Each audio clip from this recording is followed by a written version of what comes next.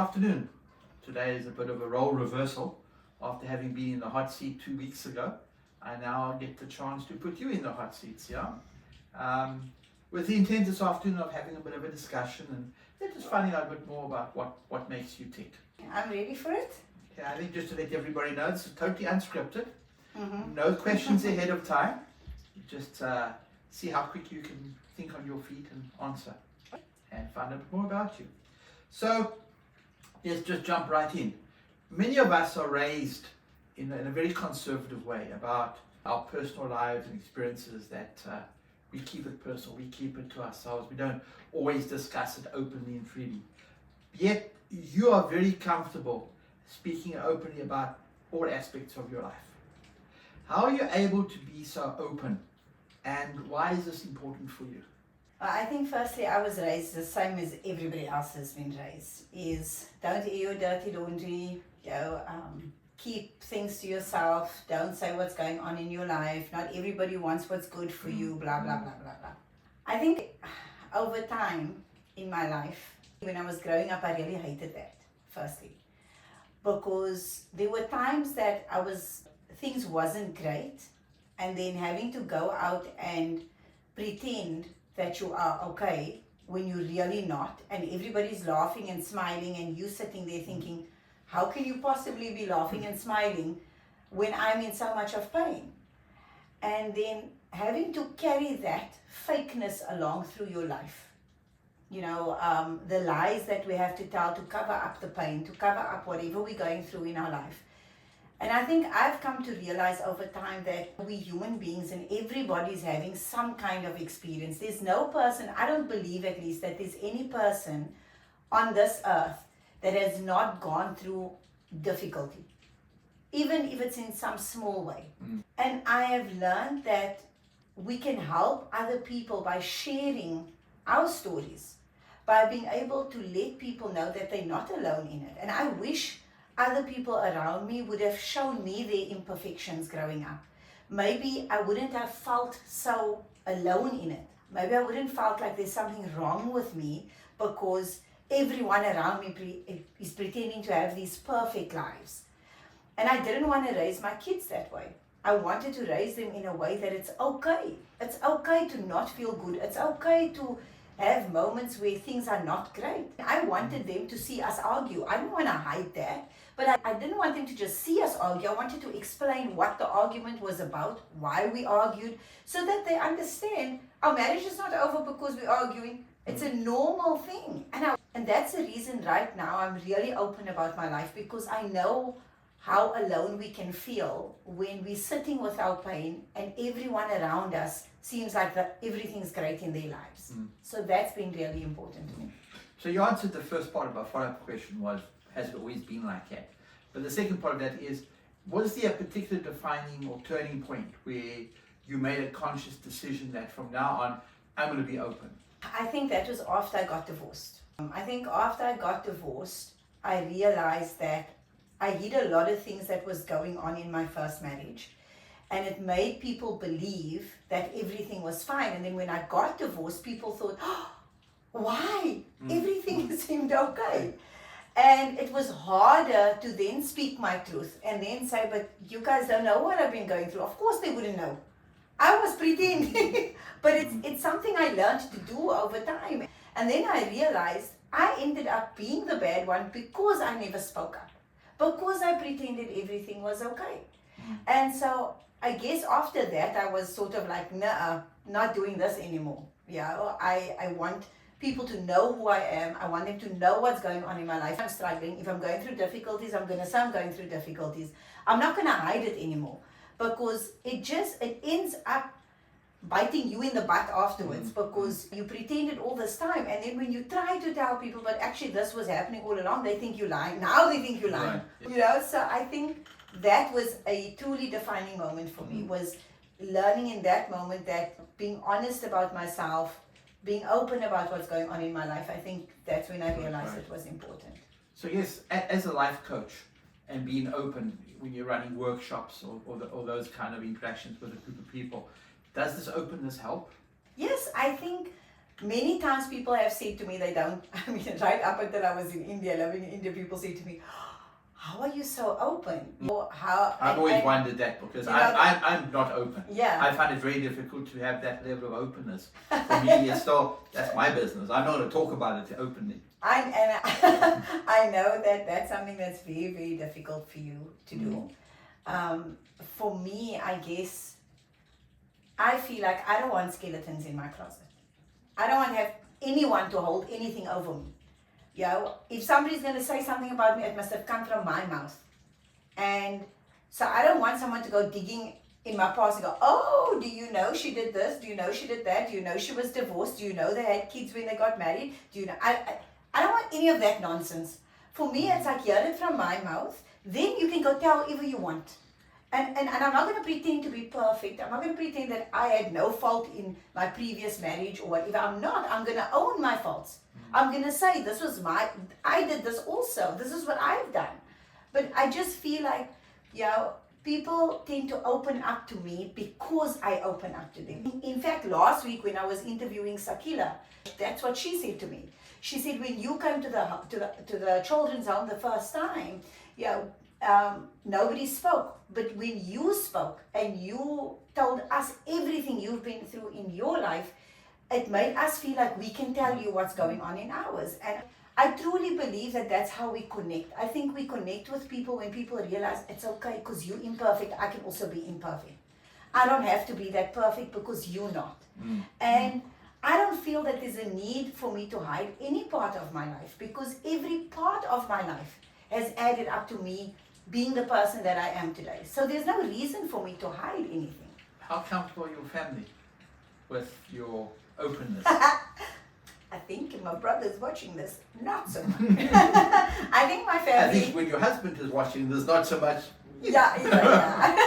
I know that you and I always have this disagreement of what can or can't be said and what's okay to say and what's not to say. And I guess my family is exactly the same. I think it's, most people are like that. I shouldn't say families. I think most people are like that, very private people, don't talk about things going on in your life, don't share too much. I think I was like that once upon a time.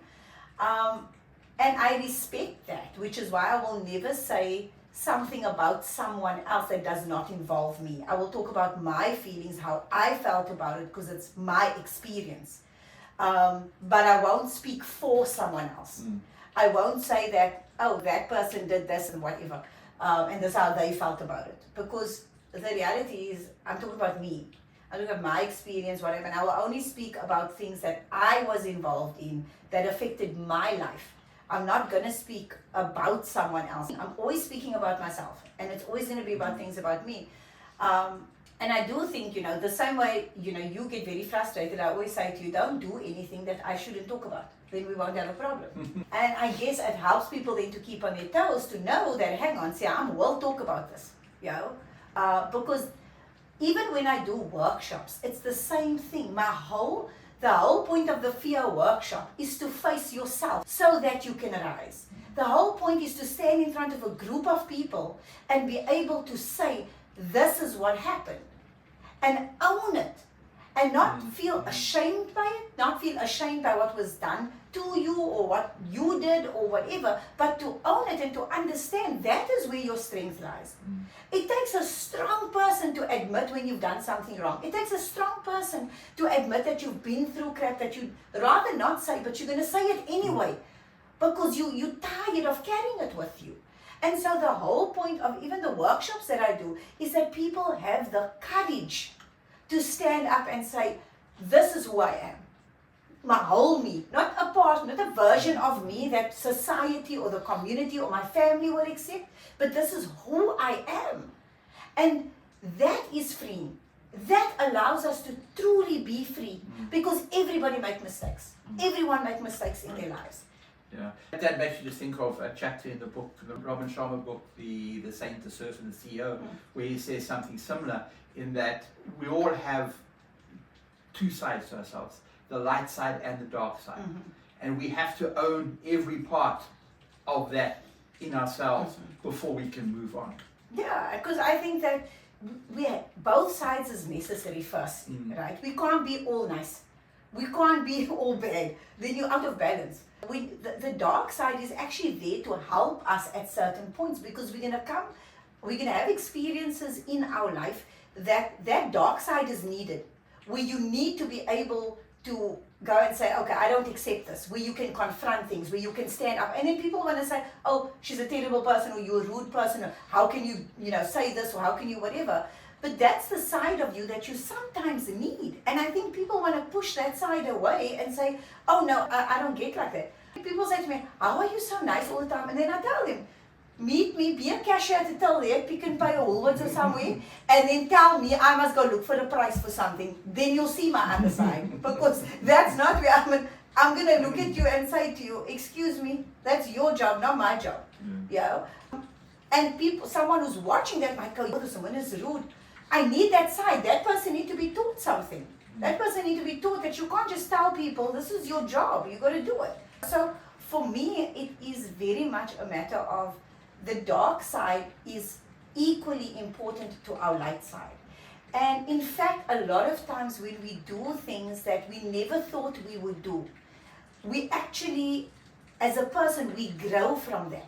Especially when we can admit it to ourselves, oh crap, I did this is terrible, I need to change, I don't like my behavior. And then we're able to change and we're able to grow from that. I think trying to deny that side of ourselves is dumb. We're talking about behavior. Most people tend to modify their behavior based on what they believe people are going to think when they do something. You've often said that you are you and you don't care what people think about you. Can you talk a bit about why you feel this way? Why I don't care what people think?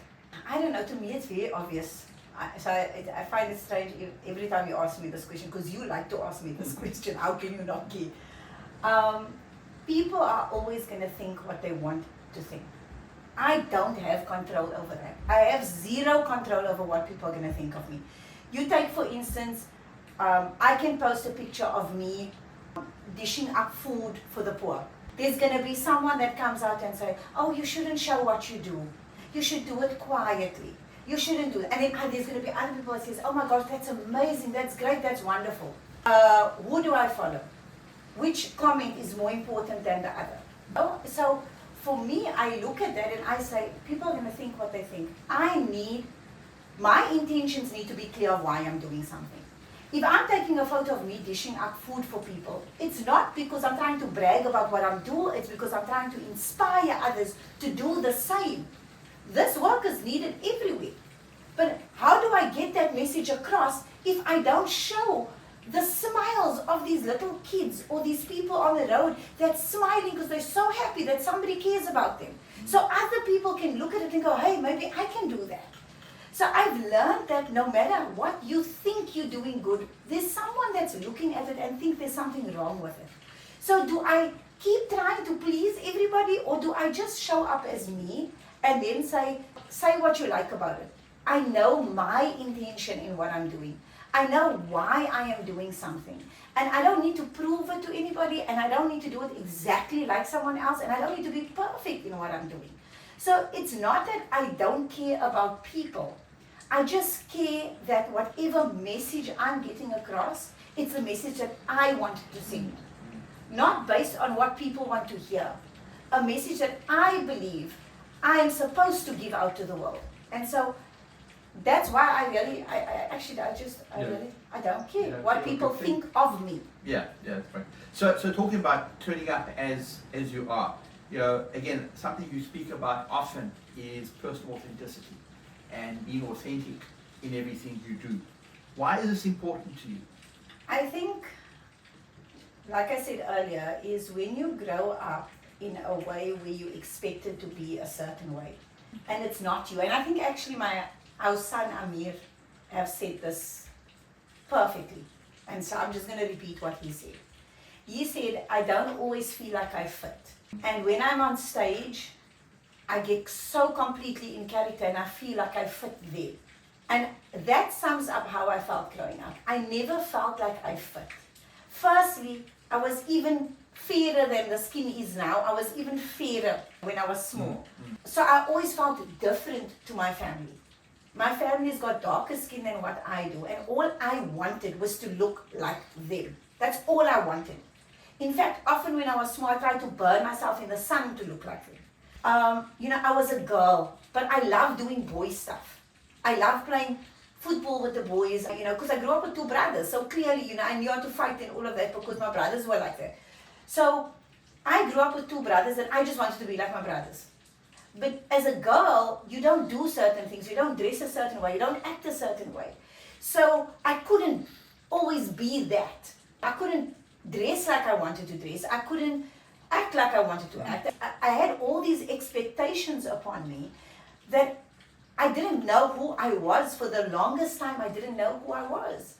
And when we moved out the country, was the first time in my life that I got to know who I really am. So was it a matter of you becoming or learning to know who you really are, or was it an opportunity for you to reinvent yourself and to be who you wanted to be?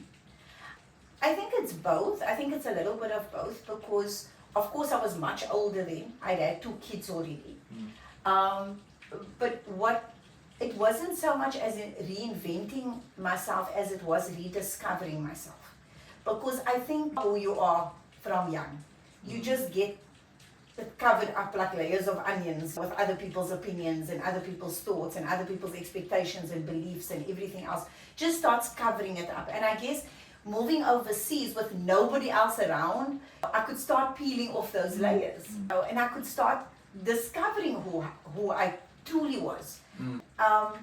And so that gave me the opportunity, without all these hundreds of eyes watching me all the time and telling me who I am, I got to be able to, just be who I wanted to be. That made me feel, or gave me the freedom to be able to do that.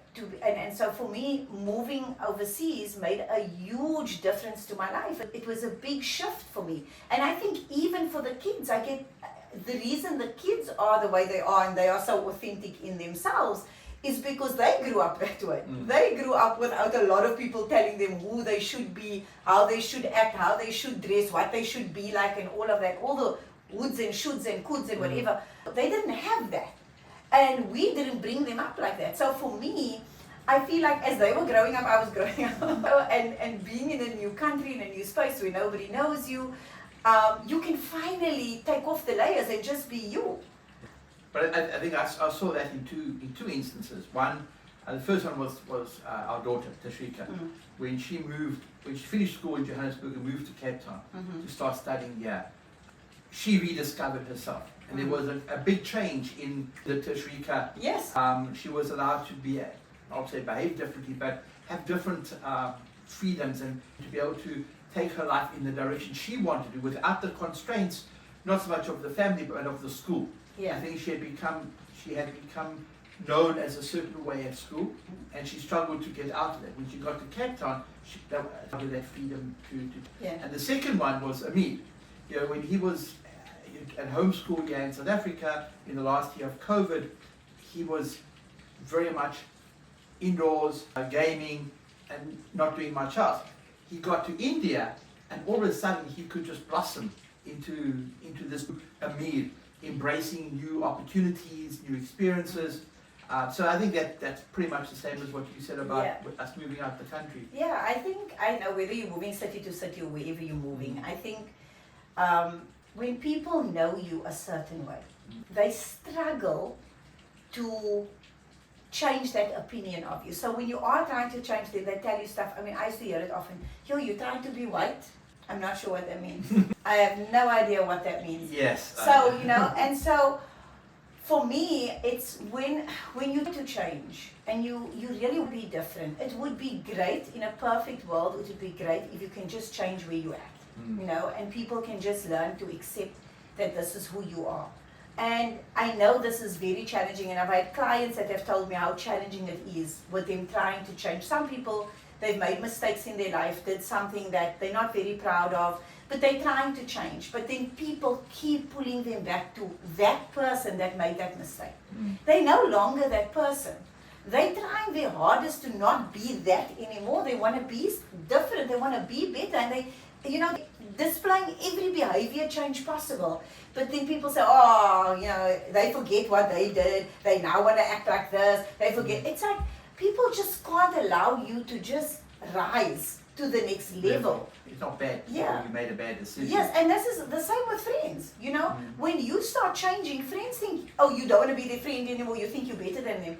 But it's not that. It would be great if friends could look and say, we encourage the change. You know, we're so happy for you.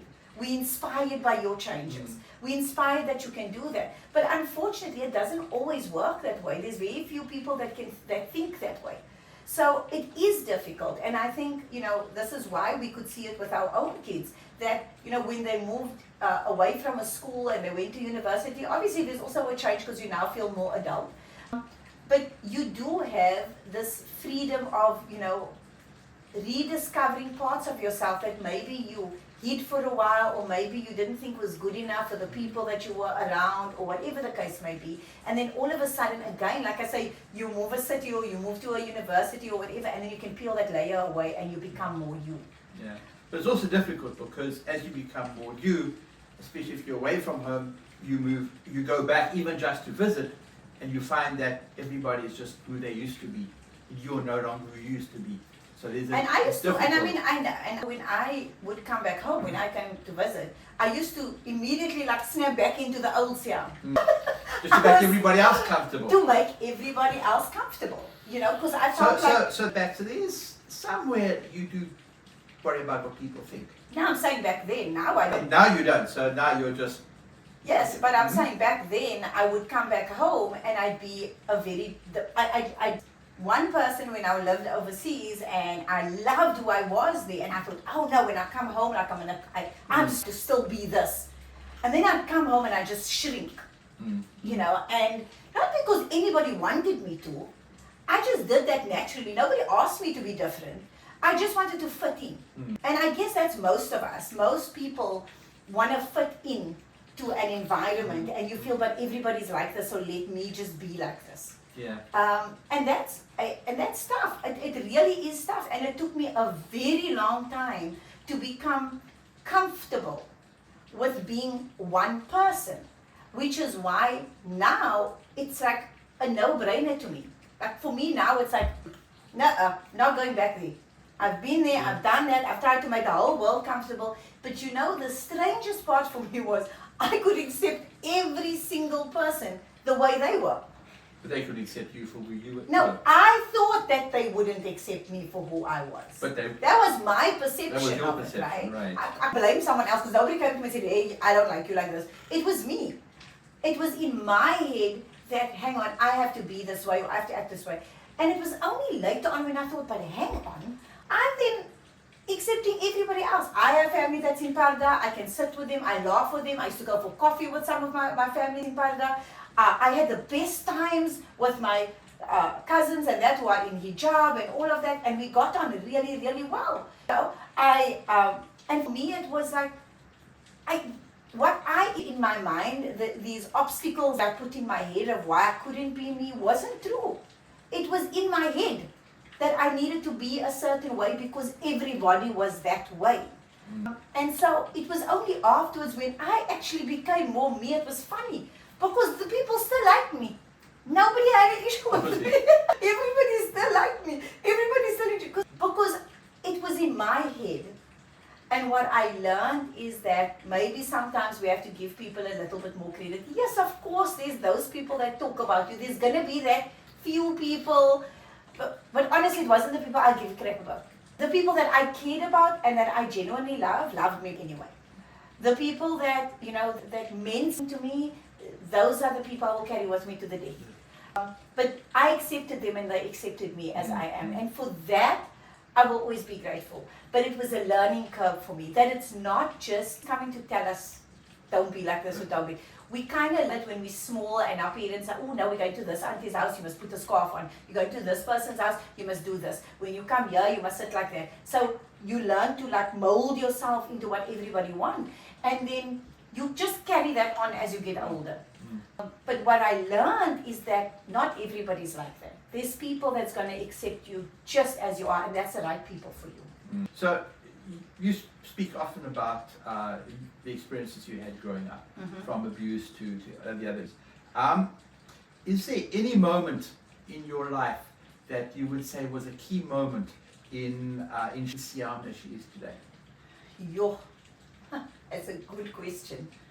I think there was many moments I think that molded me in certain ways. If I look, what was the greatest moment? It was falling pregnant with Tashrika. Okay. That changed me in many ways. One, I was that person at school that said, I will never have sex before marriage. You're that person? Adamant. I am never going to do this. I'm never going to do that. And then I felt pregnant and I realized, maybe never say never. And then I had to suddenly consider that everything I did was going to alter my child's life. Everything I did was now not just hurting me, it was going to hurt her. And I know that I made a concerted effort that I did not want her to be raised the way I was. Not in every way. There was a lot of ways that we are raised that I still use today. But I wanted her to be her own person. I wanted her to dream big. I wanted her to be able to go after the things she wanted, to never be afraid. I wanted her to be whatever she wanted to be. And I wanted to give her the freedom to be able to do that. I wanted to raise her in an environment that was good for her, where she felt loved, where she felt seen, where she felt valued. I wanted all those things for her because I didn't have that. What I didn't have, I wanted for her. Not material things, but the love, the care, the voice. I wanted her to have those things. And so I needed to become that kind of person. Yeah, I show up for her that way. And that was, for me, a defining for me was, giving birth to her and the weight that carried for me. Because besides anything else, I was this teenage mom. And there was always a stigma when you were a teenage mom that, she takes better care of herself than she does of her child. So I put a lot of effort. I was working, I'd make sure I get up early so I could bath her, dress her, make her look so cute by the time I take her to my mom. Because I never wanted people to say, I don't take care of my child because I'm a teenager. So I went out of my way to try to ensure that I could take care of her properly. And I could do right by her. And that guiding light. That's why she's known as Tashrika Aulad. Because she was my guiding light. She was the reason I wanted to be a better person. She was the reason I wanted, to raise my game. And that is why, for me, that there was a defining moment for me. Okay. From a career point of view, you've obviously moved in and are very successful as a life coach. What started you on the journey towards understanding human behavior better? I think, in 2011, when I lost my memory, that was a big in my life. I went through a really tough time. Yes. I didn't know the kids, I didn't know you. There were some dark days and days where I think even our marriage was on the line at some points, I think, because I couldn't accept the changes that happened in you. And I feel like I woke up to a world that and it caused a lot of problems in my life. And I remember we were at a point in our marriage where you said to me, if you don't get help, I don't know how we're going to make it through this. You have to get help. And when I first went to that talk with Dr. DiMartini, and I went and, I remember you saying, just sign up. That weekend was the breakthrough experience. And you said, just sign up. And I said to you, I'm not ready. And you said, but when are you really ever going to be ready? I said, but I'm really not ready. And I still spoke to John after the talk at the back. And he still said, well, when you ready? And I didn't go that time. But the second time he came back, I went to do the breakthrough experience. And that changed the trajectory of my life. And that is why I wanted to learn through John, because the work he did with me in that breakthrough that day, that weekend, I wanted to understand how he did that, because that was a real mind shift for me, and it was the first time I learned about, the other side of you, the balancing. The balance, yeah. To see the other side of others as well, and seeing balance in people and accepting things as they are, and not wishing any side of your life away and all of that. And that really you know how much it shifted me. It was a major shift for me. I didn't get my memory back or anything like that, but what I got was sort of like a new lease on life. And then, when I studied through the DeMartini Institute, and then doing that, and then following that up with Mind Power and with Robin Banks, and then Talent Dynamics and all of that with Roger and all of those things, my life just started changing, because when I did Mind Power, seeing how just the way we speak to ourselves, the things we say, the words we use, all of that, how that changed me. Writing my own affirmation and affirmations, and then doing Talent Dynamics and discovering my profile was also another big shift for me, because when I got to know my profile, it was almost like somebody was confirming that yes, that is who you are, and it's okay, you can be that, and this is actually a strength for you. That was like a wow moment. When I came out as a star profile, oh my God, I couldn't. For me, it was like, yes, that's who I am. Sorry, you wanted to say? No, I'm just saying, just to drop my minute, it's an amazing way of looking at profiles. Yeah. Having done many profiles, be it Myers-Briggs and DISC and Yeah. all those others, this is the one that really, when you see who you are, yes, I've done that for the last 30 years, I just never knew it. How do I actually embrace that and take it further? Yeah. Because often you don't see it as a strength, because it's so natural, it comes so naturally to you, that it's like, that's my strength. That's it should be something like unbelievable out there, like some IT tech kind of thing or whatever. And so, when it showcases to you something like, you're strong at communication, and you're a strong communicator, and you shed the light on others, and you shed the light on products, and it's like, oh my God, that's exactly what I love to do. It's exactly what I enjoy doing. So when I saw my profile, it was confirmation, and then it was like fuel in my system that said, okay, now you can go for what you want. And that's when I started, Ladder to Success, and to work in schools, and started fear workshops and all that kind of thing, was really because all the things that I taught is things I did. There is nothing that I was doing that I didn't do myself. And I think this is the difference. The difference is that for me, this is really meaningful, because when I'm in that, and that person have this light bulb moment. I remember what I felt like when I had that light bulb moment. So, I look at it and I'm like, I love it. I get such a kick out of it. Like when somebody gets that light bulb moment, I get a genuine, absolute kick out of it. And so for me, what I'm using, the methodologies that I use, is things that I use on myself. It's not something I'm doing simply because, I learned this from a book and now I'm going to teach it. No. I will never go out and teach something that I truly do not believe in, or I don't, use on myself. I mean, every time I go through difficulties, I tell you, okay, let me go check my wheel of life. Let me go redo my values. Let me go, I do things because they're meaningful to me, and I know they work. Yeah. Not I think they work. I know that they work. Sorry, next question. No. I mean, it just rolls one of the other. So, having started working in schools and the fear workshop, obviously what's very important for you is to always give back. And being involved in many personal and corporate social responsibility initiatives and projects, which of these have been the most personally fulfilling to you? It must be Ignite first. I thought that would be the one. So maybe just talk a bit about what drove you to start Ignite, what is Ignite, and what would you like to do with it?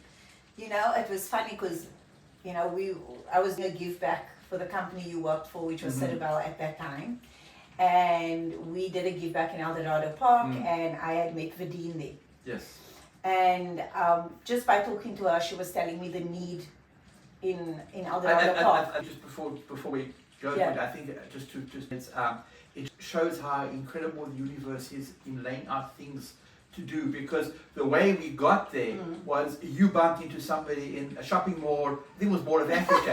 You bumped into somebody who just started speaking to you. Yes. And from that, we ended up in Eldorado Park doing another project, which was very successful. Yeah, so that was the Gail Brito Foundation. Yes. And that we bumped into, and he was asking for help for that, and I gave me his card, and I said, okay, if I hear, I'll try my best and see if I can hear anything. And I think a couple of months down the line, it was Mandela Day coming up, and you said to me, you wanted to do something different because there was this one place you guys worked with before, but they get a lot of help from a lot of companies. You wanted, and I said to you, oh, remember we met this guy from the Gail Brito Foundation, can maybe we can work with him. Let me find out from him if they're still looking for help and all that kind of thing. And then we threw that major party for like 90 odd kids, and we gave everybody clothes and whatever and all of that kind of thing. And then the staff came out and came to help, and I think everybody had a really fulfilling day that day. We gave hot chocolate and all that kind of thing. It was a really beautiful day. It was just an amazing day, and the entire Cerebral team came out and did, and it was just beautiful. Then I met Vidine that day, and Vidine was telling me, I was asking her, because that's something I always do, is just ask about the needs, like what's happening, what is the needs in there. And she spoke about the girls, and she said, trying to keep them out of gangs, trying to keep them in school, all of this. And I said, I've always wanted to start a mentorship thing for girls. And I said, do you think it's something you could help me with? And she was like, yeah, I can. And then August Women's Month came up, and I asked you if Cerebral would be interested in having your Women's Day in conjunction with helping these girls from Eldorado Park. Can they come on so they can tell their stories, and that the woman from Cerebral is able to share their stories, and that they could connect. And then we did that Women's Day, and the girls came out in their most beautiful dresses, and they were so excited. It was the first time they'd ever been to something like that. And they modeled, and even the woman from Cerebral modeled, and it was such a beautiful connection between everybody. And I just loved just the energy of all these women supporting each other and being there, really listening. There was lots of tears and hugs and love and everything going around that room. And that was the day that I decided Ignite is going to start. It's definitely starting, and the girls signed up right there and then. I brought the forms with and all of that. And so many years, almost 10 years, a decade later, and we've got, JC, who's studying psychology, finishing up soon, LaShawn, who's studying law, finishing next year and graduating. We've got Jadine, who's a police officer, and it just, even if they made it, I would have been grateful. I would have been like, oh, it was so worth it, even if just one of them. Not only do I count it by that, I count by the fact that so much of the girls actually give back in their communities. So much of the girls are still helping Vidine with stuff. Vidine has started, for smaller kids also, a mentorship group and whatever. So just seeing how that has unfolded and the amount of goodness that has come. Vidine's family, her mom, her sister, everybody has joined in. And so it's been so meaningful to me, and I've seen what it's done for those girls, which is why I just wanted to continue doing wherever I could, and that's why we started AOK, during COVID. We were like, okay, let's do acts of kindness now, because so many people around the country was doing this phenomenal things, and we wanted to highlight these women. We wanted to highlight these women that are, feeding from their pensions, buying vegetables and making and feeding people, because the schools were closed, so kids were not getting meals at school. There were so many women doing that. There was women having little schools at their homes. We wanted to showcase these women, and so acts of kindness started from that, and that started with another Ignite in Cape Town, because we were in Cape Town, stuck in Cape Town, and we started another Ignite here with the children's home. And we brought those girls together, and then, formed an AOK here, and Tashrika and her friends came on board, and we were baking every weekend, putting together these AOK parties, It was amazing going out, highlighting these women. It was truly, truly fulfilling to me. So started, and I must also say, before Ignite even, I started in Tembisa. Yes. Can't forget the school. Yeah, so Ignite was something I started as a mentorship circle, but Tembisa is where my love for everything began. I was at the airport taking my mom, back, we took mom to go taking my mom to go back to PE. And I was at the airport, this whole group of little tiny kids, the cutest kids ever, was just sitting on the floor there outside. I don't know if you remember. Outside and when we first came in, I said, what is all those kids doing there? And when we were leaving, I said, I need to go ask them what they're doing. Yeah. And I went and I spoke to Sylvia and her mom, and I was like, what's happening here? And she was telling me about the kids, and she was telling me about the home, and I said, okay, give me the details, I want to come by. And then that was my first affiliation. And then I went to Tembisa, and I went to meet the kids, and I went to see the school, and I looked at how I can help them, how I could help the teachers, what we could do for the children. And then as a family, that was our family thing. Yeah, it was. That we would help the school in Tembisa as much as we could. And the kids and all of that, and that was really great. And of course TJ came down, and then Alison Delaney came back down, the author, and we went into Tembisa as well to give books and all that kind of thing, and it was just beautiful. So giving back really started, I think, there, and then I went on to Ignite, and then from Ignite it was AOK and Acts of Kindness and highlighting the greatness and everything that woman was doing, and then of course we moved to India. And then I did the corporate social responsibility at the company there and putting a team together. And then, of course, that's extremely fulfilling to me because I did everything, from the villages in India to schools and orphanages and old age homes and, mentally challenged children and hospitals and feeding schemes and you name it. And met the most sweetest, kindest, warmest, most loving people ever. And there was language barriers that I didn't even feel because everybody was just so kind and you could just feel the love. Yeah, the love overcomes any language barrier. It just was amazing. It's just phenomenal. And so, and I realized that the more I gave, the more fulfilled I felt. More I felt myself growing as a person, feeling more connected to the world, feeling more connected to the whole universe, feel like this is what I'm meant to do. This is what I am meant to do with my life, is to share knowledge, to help people, rise up, to face their fears, to teach them to be authentic, to give love as much as I can because I believe that it can change the world. To be kind, to do everything out of love. Even those kids that were naughty and I reprimanded them and said, come here, listen to me, it was out of love.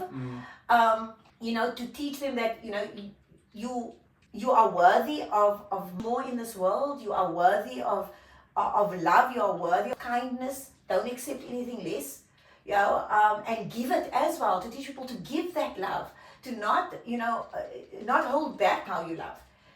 But the work that honestly that's been more fulfilling to me than anything I've done in my whole life. What is the one thing you would still like to accomplish? There's a lot I want to accomplish. I want to do a lot more humanitarian work.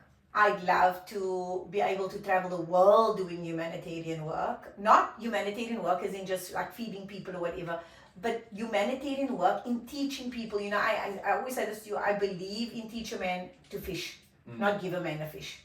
Teach him to fish so he can feed himself for a lifetime, not just eat for a day. That's exceptionally important. And I know while feeding people is as important because there are countries in the world where there's war stricken whatever and there's no teach me to fish, there's I need a fish. I get that, but there's a lot of parts of the world that education is required. And I want to be part of that movement. I want to be part of the movement where I'm sharing knowledge, I'm educating, where I'm helping people to try to have a better life for themselves, in their way, not my way, not in the generic way of success and money and cars and whatever, But whatever is of value to them to be able to gain that, whether it's family, whether it's a woman that just want to be married and have children, I want to help them to do that. If it's I've just always dreamed of traveling the world, whatever, I want them to be able to get there. Whatever it is that's important to them, whatever they want to do, I want to show them that it's possible. And I want to show them how. And I want to change, if I can, I want to change the face of corporates. I want them to start realizing that corporate social responsibility is not just money thrown at things. It can be used for much of good. That when you are in countries where corporate social responsibility is a must and it's compulsory to do, there's a reason for that. Corporates get going to countries, India, South Africa, or China, whatever, and are really low. You pay really low. The salaries are really low. So the least you can then do is give back to the communities that people come from. That's the least you can do. And I want people to learn that, to understand that, and to get the employees to be a part of that giving back, because that builds unity. I think that's very important. I mean, we could have a discussion on the strategic importance of corporate responsibility. But I think the key thing that I saw from the program that you ran in India was how much it did for the company in terms of team building and morale in the company, simply by having as many people as possible get involved, not forcing them to do it, let them volunteer to do it. And I mean, most people, a lot of people say to me, they won't do it. Workers won't take off on a Sunday. There's no way they're giving up their only day off, and they did. They did give up their only day. More than we could fit on the buses. More than we could fit on buses. Because inherently people want to do. Inherently people want to give back. I believe there's a goodness in people but they don't know how or to start. And companies can do that. They can do it. It costs nothing. It doesn't. You pay 100,000 or whatever for team building. And literally, you can get people to volunteer, come out, have fun with kids at the school, at the orphanage, at the old age home, and do that. It costs you nothing. It's so, I don't get it. And so I love to change the face of that. I'd love for companies to start looking at this as a way of being able to bring their employees together, and to change the way giving. And not give just to get a photograph in front of a school and say, oh, well, we donated computers. Maybe have your employees teach the computer class, do something different, or at least teach the teachers in order for them to go teach. But, this is how we should start giving back. We should start giving back with our own two hands. And I think if we can start doing that, we will start seeing real change take place in the world. Yeah, absolutely. So, and now we're going back a couple of questions. We almost started this conversation. You appear never to be uncomfortable when asked either personal questions or answering questions. But where do you draw the line? Is there a line? No. No line? I don't really have a line. I think I'm wary. Like if somebody has to ask me something about you, and it's something that you should answer, not me. It's not for me to say. I won't answer. Okay. Has there ever been a time where you've answered something and then afterwards sort of sat back and thought, oh, maybe I shouldn't have done that? You are probably did that 100 times, but I can't. Maybe you remember a time I did that. I don't necessarily remember. I didn't okay, maybe I shouldn't have said that. That probably didn't go down well. I should have thought that through before I said it. Then afterwards, I just tell myself, okay, well, I'm human. I'm going to make mistakes. Was there ever a time or subject that you were not comfortable talking about? You mean at any point in my life? Thinking more about your adult life. Obviously, as a child, there's lots of things you're uncomfortable talking about. But in your adult life, what's on this road to getting total freedom in talking about anything? What's the subject that was? I think first, I didn't really like talking about molestation and sexual molestation. I did not always like talking about the abuse. And the reason was because I was embarrassed because there was something wrong with me. Later on, I thought that I'm going to get punished for talking about what somebody did to me. Then I thought people won't like me if they know this about me. People will blame me or they'll say, yes, you deserve it. So I was I was initially very uncomfortable about those things because I didn't yet sense of it myself. I didn't know why they happened. So I couldn't really talk on it. I guess I felt, and I used to get irritated actually when I heard other people talking about their sexual molestation or their abuse because I wasn't talking about it. So I'd say like, I don't know what's wrong with these people. They must just get over it. You know, I'd say things like that to avoid dealing with it still. So, yeah. Not realizing the impact it was having on me, not talking about it. But when I met you, I felt the need to tell you everything because you needed to know the baggage I was coming with. I didn't want to scare and you go, yay, I went to sleep with Cinderella, woke up with Wicked Witch. You know, I didn't want that. So with you, I told you from before you even asked me to get married, I told you absolutely everything about my life. I told you everything because I didn't want you to find anything out later, and I wanted you to understand. I mean, you know, I didn't trust you. I mean, from the get-go. Yes. I didn't trust you. You didn't trust me. You didn't trust men in general. I didn't trust me. Well, I didn't trust nobody. But you had earned my trust. And you and I know all that we went through to get that trust. But yeah, I think that was probably the two that I didn't like to talk about at first.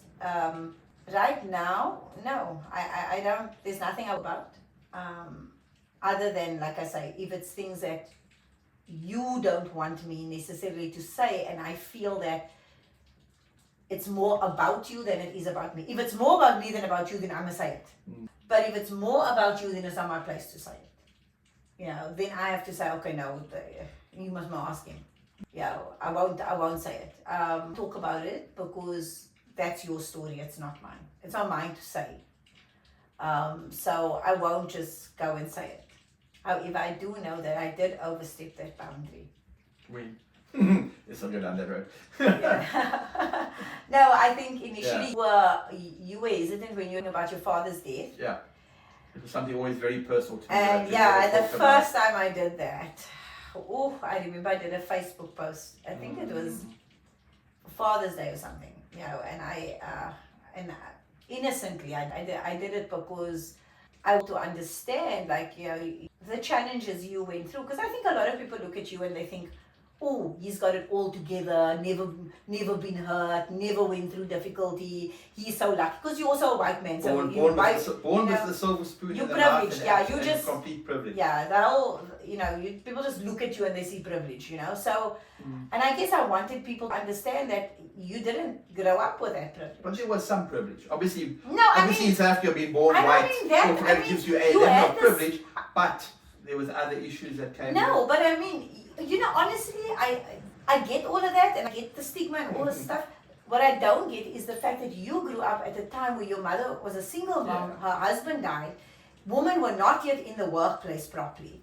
You know, she had a hard time. She had to try to find a job, look after two small children, also move from one place to the other to try to make ends meet. Yeah, it was challenging. You had to grow up pretty fast. You had to become a dad to your 2-year-old brother like this, which is why you're so serious today. You know, because you had to get you had to, you know, take responsibility at a very early age. Some of it that us as non-white people didn't maybe go through. You know, we didn't have to go through that. There's many that has, but there's many people that haven't gone through what you go through. And I think as a child, no matter what, a child is not born with knowing color. You know, you didn't know being white was a privilege, when you were born. You just were born in that. So for me, it's like, I wanted people to understand that you also had challenges. Things were not just given to you. Your mother worked. I mean, I know she told me she sold her wedding rings in order to make ends meet for you guys. You know, I can't imagine what she went through. I know everything she went through. She told me everything she went through. And I take my hat off to her as a woman because it was not a woman's world when she was bringing you up. It really wasn't. So for me, I'm looking at her as another woman who has gone through difficulty and challenges and, you know, with 2 children and needing to do all of that on her own till the end of her life. She was alone. She never ever remarried. It was always just her. And I was very, very inspired by her. Honestly, I really was. I mean, she was still driving from Cape Town to PE at 70 years old in a little Corsa.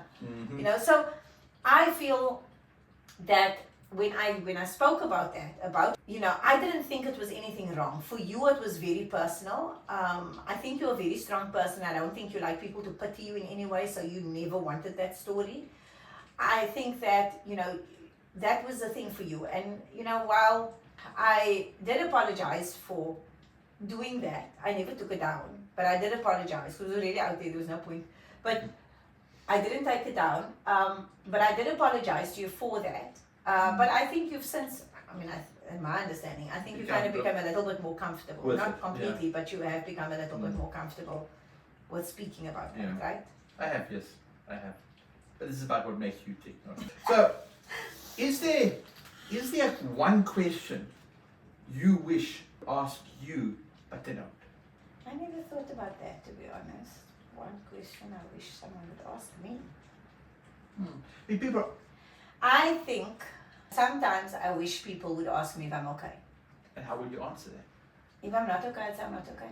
I think people make this assumption that I'm positive all the time, I'm happy, I make jokes, all that kind of thing. And when they ask me how I am, I can feel that they feel that the answer is going to be, I'm good. And generally I am good because I am, But sometimes I wish they would ask it in a way that actually they mean to ask it. Not just like a by the way, so how are you doing? And I wish people would be able to see me in a way that, despite the fact that I might be positive and I might have learned all the stuff that I've learned and I know all the things that I know and I can help myself or whatever, that people would realize that even if you know everything, you still need someone to genuinely care. Not just ask, not just show up because they need you, but because they realize that, hang on, it looks like you need me. You know me well enough to know that when I see something's wrong with someone, I'll say, I need to ask this person. Something didn't seem right.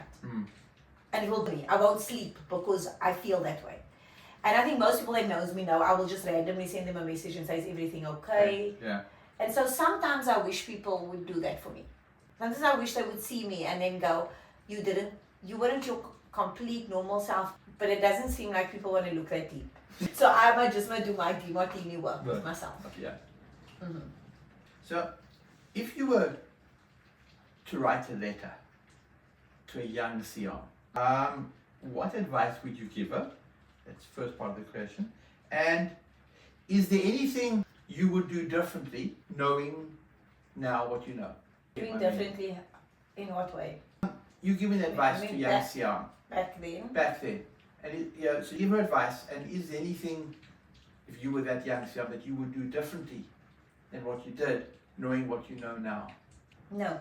Nothing different. So you wouldn't do anything differently, okay, fair enough. I wouldn't because only every experience has made you who you are today. Because, I didn't have the perfect upbringing, but I had the perfect upbringing for me, for who I needed to become.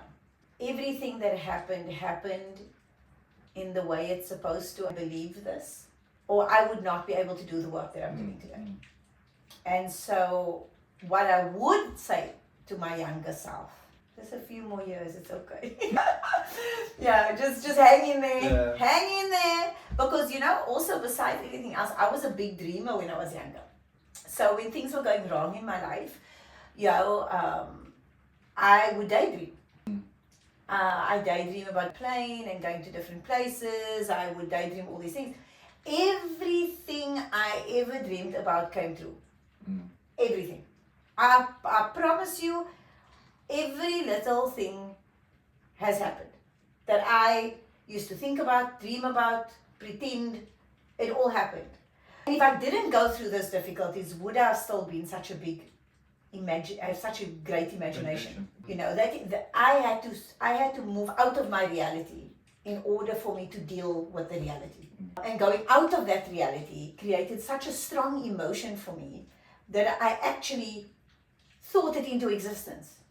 It eventually became my life. So I don't know if it would have become my life if I didn't have that reason to do it. Yeah. So I look at it and I go, well, the person that I am now, everything that I've experienced in my life, everything that I've gone through in my life, it's like pieces of a puzzle. You see it all fit.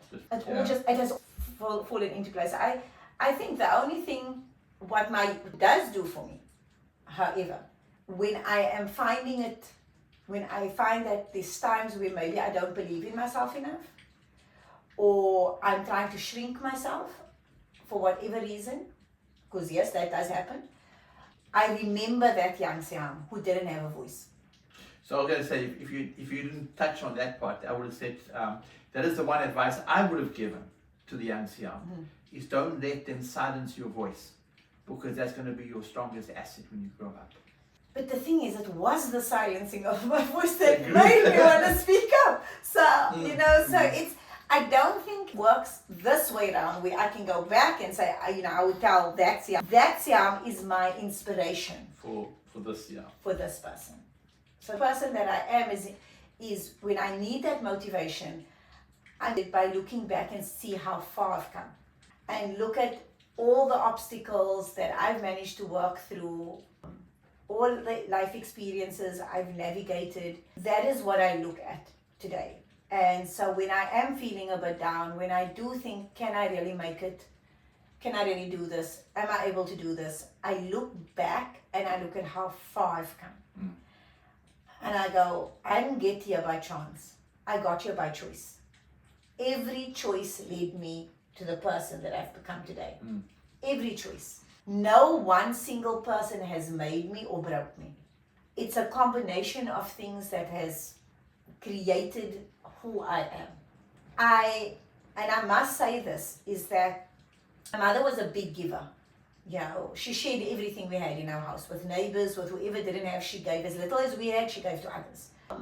My eldest brother was like a dad to me growing up. Always taking care of me, always there for me, always doing things.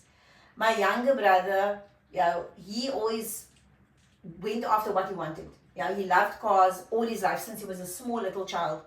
And he had put his heart and soul in that, and till today he's doing it. And that has inspired me to always stay true to what you want to do. Because he's proof that works, that it does. As much as he was a very difficult person with us at home, and he was very challenging at home, out there, he was a big giver. He gave to many charities. He did for a lot of people, gave back also to many other people, did a lot of free work for people. And so a combination of that from my family has been a part of who I am today. When I got married the first time, my ex-husband's family, same thing. I learned from his mother, his uncle, his brothers. They all taught me something. I got to your family, your brother, your mother, your uncle, your aunt, your cousins. Everybody taught me something. I am a combination of everything I've learned from everyone, what to do and what not to do. It's everything. So I'm not, no one person I can give credit to. I can't say, oh, it's because of you. Oh, it's because the way this world, it's like, our Creator has put everybody in my life that I needed when I needed it, to mold me in a certain way, to support me in certain ways, to do everything that I needed to get done and to become the person that I am today, to do that I'm doing today. I needed everything. There's nothing that I didn't need in my life. There's nothing that I can look back and say, I wish this didn't happen or that didn't happen. I wish people would be more understanding about these things. I wish people would understand that it's my story to talk about. It's mine to share. And that by doing so, I can help so many other people. I can help those that are abusing others to understand how their children maybe feel by them doing this. And maybe that can help someone to stop doing that to their kids. Maybe there's a child out there that's hope and think that they can never be anything because of the way they've been beaten or hurt or molested or whatever. And maybe I can be that beacon of light for them. But if we don't speak our truth, if we don't share our stories, those people get left unseen without a voice. And all, we do by sharing our stories is not saying, I wish it didn't happen. It's saying it's going to happen forever. These things are going to happen. We will eradicate it. But what we can do is we can empathize. What we can do is make it so that we can teach people through our experiences. That we can do. And we have a choice on that. And so it's not to bring people down. The intention is not to hurt people, to say, oh, this person did this or this. It's not that. It is genuinely done with the intention of helping others, because I felt alone in my pain as a kid, and I don't want other people to feel alone in their pain. I want them to know that I have made mistakes, they will make mistakes. I have learned from them, they will learn from them. From the things that happen in my life, they will grow from it. That is what I want people to know. That your life is not ending. You get to decide how your life goes. You get to choose who you want to be. And that is why I share I share my story. This is why I'm as open as what I am. I want to close off with one more question. And looking towards the rest of your life, and you spoke about the one thing you still want to, the things you still want to achieve. What is it that you would like people to most remember you for? You mean beside being a talkative person? I think my ability to share. My ability to share what I know, share what I have, share my home. And also, most importantly, that I want people to be connected and not as disconnected as we've become as human beings. I think if I leave this world, I'd like to know that I've left it a little bit more connected than what it is now. I think families need to come back together. People need to start speaking to each other again. We need that shift in the world. I think that's really important to me. And I think I have always seen myself as somebody that brings people together. And I'd like to be remembered for someone that brings people together. Thank you. It's been an inspiring conversation, and I hope everybody else found it inspiring as well. I think I didn't find that elusive question that makes you uncomfortable, but I did find the questions that bring a tear to your eye. Oh, everything brings a tear to my eye. Gosh, me and you watch the Rookie and I cry. But thank you. Thank you for being open. Thank you for sharing a lot of things that might have been painful. And I think that hopefully will allow other people to also just be a little bit more open. I know it makes me think about perhaps being a little bit more open about things in my past that I haven't spoken about to members of our family other than you. I think maybe it's time for that as well. If that's all that you got from this, then it was worth the tears and worth the openness and worth everything else. But yeah, thank you for doing this. Thank you for attempting to make me uncomfortable. There were some very insightful questions that I really did not know was coming, but has really given me something to think about. I am extremely blessed in my life to have you, and to have you sit across from me now, asking me and giving me an opportunity to share what I know. That really means a lot to me, and it means a lot to me that I could give this message to everyone today. So thank you for doing this for me. I love you. And I love you. Thank you. That's a wrap. Keep it real.